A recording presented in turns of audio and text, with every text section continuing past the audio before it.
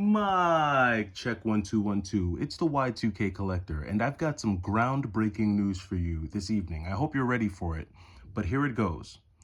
When we're all old and dead and gone, we won't care about video games.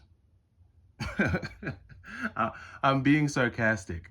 One of the things that I often hear when we have the conversation around retro games, which thankfully, you know, I have an appreciation for both retro games and modern games. But one of the things that I often hear when we talk about retro games and the longevity of retro games in terms of the longevity of people's interest in it, the longevity of the value of retro games, the longevity of just it being relevant, period. One of the things that I often hear is that, when we're all old, when collectors, like when today's collectors are all old and gone, that no one will care about video games, that no one will be paying attention to it, that's when we'll all stop caring.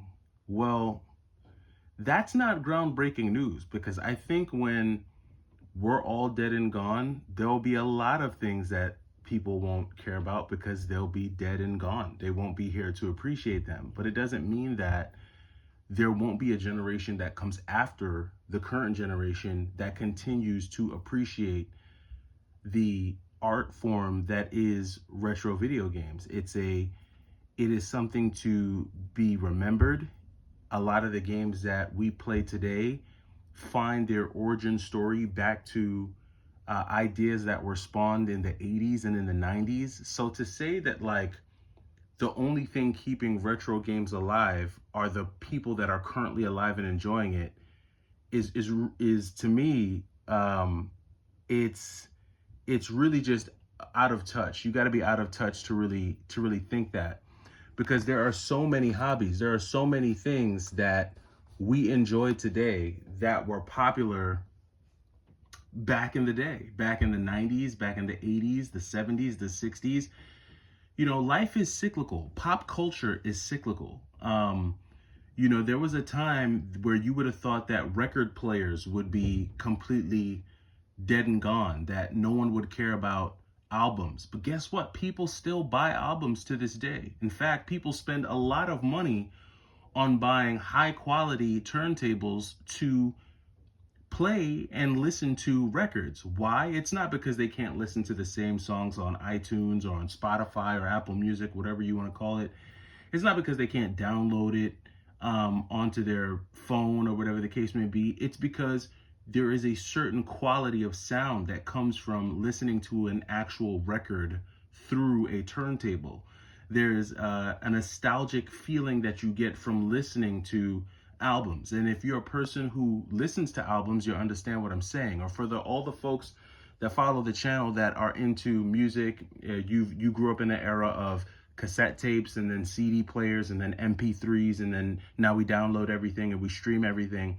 But if you grew up in the era of albums, you'll understand the value in an album and in terms of the listening experience that you get from it, right? And I just use albums as one example. I mean, you could look at the same thing for fashion. Fashion trends that many people thought would have been dead and gone, they find their way back around. Back in the early 2000s, bell bottoms came back, and now here we are in 2025, and you want to know what's popular now? The 90s look. That's why sneakerheads are opting for chunky looking New Balances and chunky looking Asics, and Jordan brand is seeing some of its lowest sales because people are going back to that 90s look. Ideas never really die. They're just thrown into the ether, and then, in some way they find their way back around. And I think a lot of the people who it almost seems like they're anti-retro games, yet they buy them. I don't get it. If you're a person who buys retro games, you play retro games, hoping and praying that the interest in retro games die, it just makes no sense to me. I understand that people don't like the fact that retro game prices are expensive. I don't like it either. But I'm not gonna hope and pray for the absolute downfall of the hobby, and I'm not gonna hope that no one else is interested in it just so that, I don't know for what. I think the fact that we have a lot of people who are genuinely excited about retro video games, who do enjoy the nostalgia that comes with seeing a Super Nintendo cartridge or seeing GoldenEye, that's what it's about. It's about the nostalgia. Yes, there's a monetary value to it. Yes, there's dollars and cents that are a factor there. But when I bring my Super Nintendo to my 4-year-old daughter and show her what the original Punch Out looks like, right? It blows her mind. It's like she can't believe that we played such archaic looking devices. Like, Dad, this is what you played? Yeah, yeah. And when I get to sit down and explain to my daughter how we had to blow the dust off of the motherboard and down here and fiddle with the console to get it to work. When I show her these things, I'm sharing with her a moment in time. And I think you have a lot of really salty people out there who say one thing but feel something else. I think deep down on the inside, they love retro video games and they wish that they had more retro video games. Um, and instead of promoting the hobby and slowly building a collection, they find every reason to downplay it. And I think that's just straight up corny. Like that, like you look corny and you sound salty. Um, there's a lot of games that I want that I just can't afford. I'm rocking a fake copy of Hagane because I just can't afford it. I don't want to spend $1,000 on a game. And unfortunately, Hagane is not one of those games that I can just trade for. It's not a game that I can take a few games out of my collection and find someone to trade with, because no one around me has a copy. The game is extremely rare. And, the only time you're going to find it is if you go to, maybe a game store. You have to travel. You're going to have to spend a considerable amount of money traveling to find it in person than if you were to just order it online. And I'm not going to spend $1,200 on Hagane. But that doesn't mean I'm going to sit around and be mad at the guy who does have a copy of Hagane. That's just, dude, it's just funny. And just to take it back to the main point, saying that no one will care about retro games when we all pass away is just the thought is morbid. It's morbid as hell. Like, dude, who's thinking about death right now like that? Like, that's what we're sitting here waiting for. So you're gonna wait for everybody to pass away to finally be happy that no one cares about retro games? Like, it's just funny. Like, I think it's just really funny. Look, celebrate the hobby, right? If there are people who participate in retro gaming in a way that you don't like, then don't interact with those people. If the hobby of collecting retro games is making you upset or causing your blood pressure to go up, then don't participate. Like, this is the other thing. I've never understood the concept of following people you don't like or commenting on people that you don't like. Like, if I see someone doing something, whether in real life or on YouTube, that I just don't vibe with, I just don't interact with them. I don't engage with them. But again, I feel like the people who go out of their way to, cast aspersions and, make dumb statements like, when everyone dies, no one will care. Like, dude, you're stating whoever you are, you're stating the obvious. Like, that's not breaking news.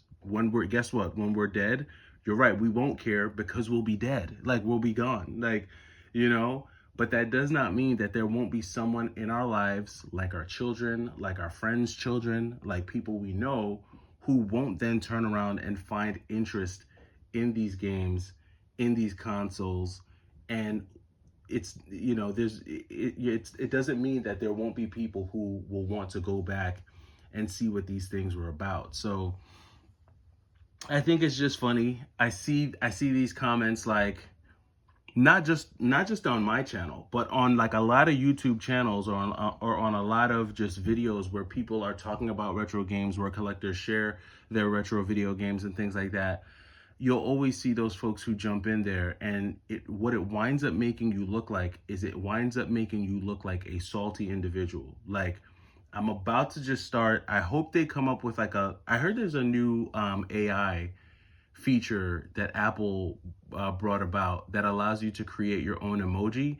I think I'm gonna create a Lowry's seasoned salt emoji for certain comments, and I think in 2025 I'm gonna just start responding to those comments with a Lowry's seasoned salt emoji for people who are just salty, man. I don't know, but having said all that, to the Y2K crew, super stoked about some of the stuff that we got here. So, long story short, I wound up taking a lot of the stuff that I got from GameStop back to GameStop. All those loose discs, they went straight back to GameStop. I'm not in the business of collecting loose discs. It's just they're hard to maintain. They're gonna get scratched. They're gonna get broken. I've got children, so they're just gonna see that and start playing frisbee. So those went straight back to the store. Um, and then so made a few exchanges, and used some of the refund money. I know I said I wasn't buying anything, but in 2025, but seeing as how we did have to return a good portion of what we ordered at the end of 2024, I used those same 2024 funds to get a few things, really just two. This white Game Boy Advance was actually in pretty good condition. I've been looking for a white Game Boy Advance to do IPS screen swap. I've been saying that I want to do that. I have a Game Gear that I'm going to be doing that too this year. This screen actually works pretty well, so I don't know if I'll just be able to somehow make this screen backlit using the same, OEM pieces that we have here. I hope I don't have to do an entire screen swap. But this is a fully functional OEM working Game Boy Advance. It's got all the serial numbers, and I really like my handhelds like this where they have all the serial numbers and all that stuff. I just like keeping it stock. It's like my cars. I remember when I got my first Beamer. It was a bright like a cherry red coupe, and I just kept it stock. I didn't get like the aftermarket wheels and like the aftermarket rate. I'm not that type of guy. I like everything stock. So same thing with the video games. I really like to keep them stock if I can. But I may do something with the screen on this. And then this actually came with a copy of Bomberman Tournament for the Game Boy Advance. I've actually never even played this game or heard of this game. So I'm actually interested to try this one out. This is not rare or expensive for you Lowrys. For you Lowrys out there, I'm gonna just start calling them Lowrys. The salty guys, I'm just gonna start calling you Lowrys. But this isn't rare or expensive. This is a $13 game, but it does look like it's got some fun to it. I played Bomberman on the original Game Boy back in the day.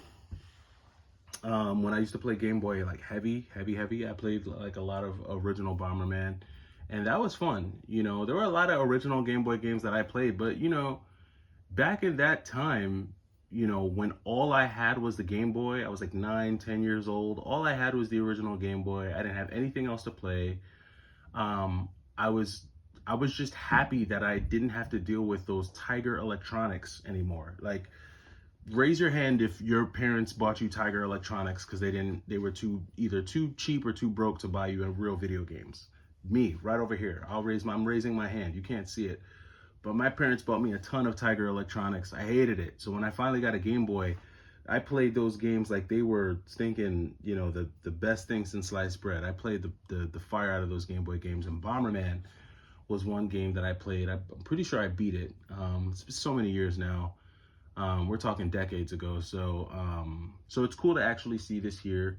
And right now, I've pretty much boiled a lot of the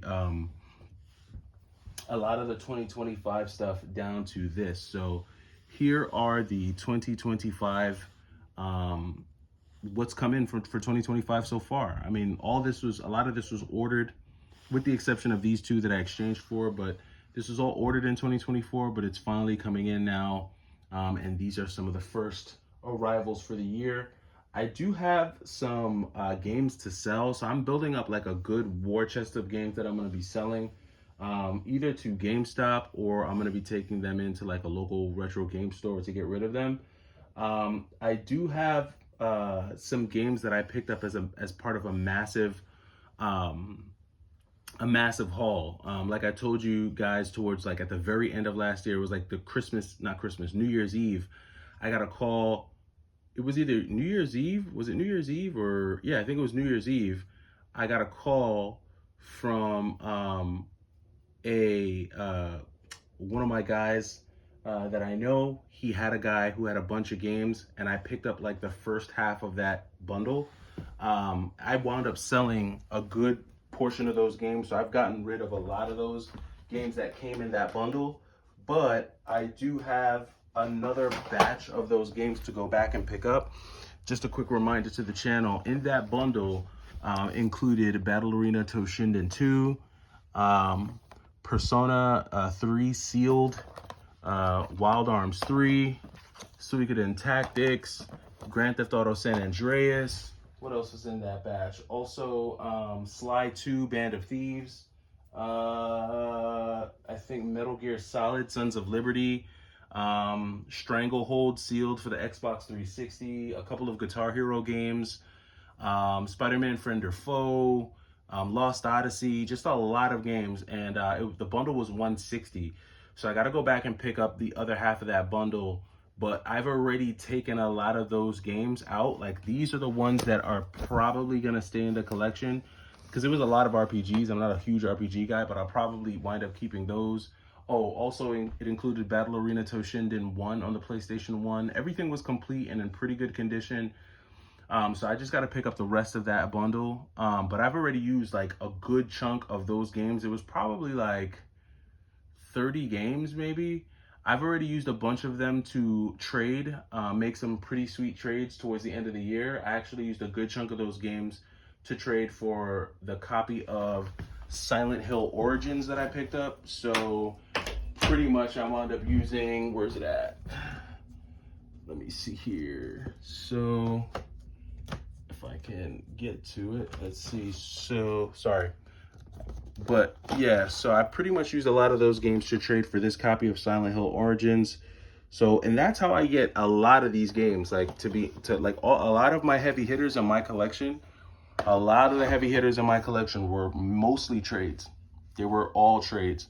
And I traded away games that I got. It, like, you'd be shocked. Like I said, resellers don't care about these games. Like, I don't want to say they don't care. Like, don't get me wrong. If a reseller finds a copy of Rule of Rose for $10, they're jumping for joy because they know they're going to make money hand over fist. But if they're a volume reseller, they're not looking for these titles because these aren't games that sell in high volume. Games that sell in high volume rather, are the cheaper games. Are like, I don't know, like, the Marios, the Pokemons, those games aren't cheap, but they're just not like super expensive or super rare. So, that's what they look for. And just knowing that, I find the resellers near me that are looking for that stuff, and I funnel all of my commons to them. And then I just pretty much take anything like rare or really heavy that they have. Because you're always going to be able to find copies of like Super Mario World. You're always going to be able to find like NES copies of Mario Bros. A lot of those Wii games are super easy to find. And honestly, all you have to do is just wait for GameStop to run another buy two, get one, and you can pick up a bunch of those games for free or at least a steep discount. So just some tricks of the trade. And, I just share a lot of this stuff with the Y2K crew so that you know that it's not rocket science. You don't have to break the bank. No one's giving up their children's college fund. It's just shopping smart. It's just shopping smart, being patient, knowing when to leverage deals against deals. I always say all the time, like, someone who's really good at doing that is Easy Gamers. Like, if you want to know how to maximize GameStop credits and then use them to, and Facebook Marketplace deals, go head on over to Easy Gamers channel. he's got some good like videos, and he shows you like how he does it. He's got a pretty cool collection, and I don't think he's over there spending a ton of money. He's just, you know, he's hustling. So if it's something you're into and something you find fun doing, check it out. But that does it for me. It's the Y2K Collector. I just had to bring you that breaking news. Hope you're enjoying your weekend, and I'll catch you in the next video. Take it easy.